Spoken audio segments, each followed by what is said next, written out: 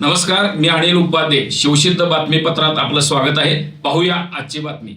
As traders व त्याचे इतर उपकंपनीचे संचालक यांनी यातील गुंतवणूकदार यांना वेगवेगळी प्रलोभन व आमिष दाखवून त्यांच्याकडून मोठ्या प्रमाणात गुंतवणुकीसाठी पैसे स्वीकारून दिलेल्या आश्वासनाप्रमाणे पूर्तता न करता कंपनीचे कार्यालय बंद करून केले. फसवणुकीबाबत यातील फिर्यादी यांनी दिले.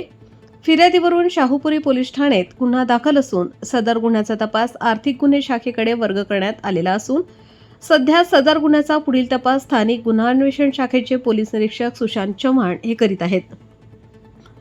सदर गुन्ह्यात आज अखेर एकूण 20 आरोपींना अटक करून त्यांच्यावर जिल्हा व सत्र न्यायालय कोल्हापूर इथं मूळ दोषारोपपत्र व पुरवणी दोषारोपपत्र सादर करण्यात आलेले आहेत.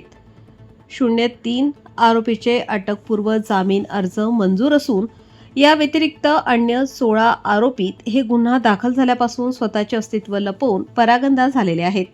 त्यापैकी as traders and developers LLP कंपनीची उपकंपनी ट्रेडविंग्स सोल्युशन्स लिमिटेड कंपनीचा फरार संचालक संतोष नंदकुमार कुंभार वय 41 वर्ष राहणार दत्तनगर पलूस जिल्हा सांगली हा गुन्हा दाखल झाल्यापासून 3 वर्ष 2 महिने 27 दिवस फरार होता. तपासी अधिकारी पोलीस निरीक्षक सुशांत चव्हाण स्थानिक गुन्हे अन्वेषण शाखा कोल्हापूर यांनी तपास पथकास गुन्ह्यातील फरार असलेल्या आरोपीत यांचा शोध घेऊन त्यांना अटक करण्याकरिता तपासाबाबत आवश्यक त्या सूचना व मार्गदर्शन केलेले होते.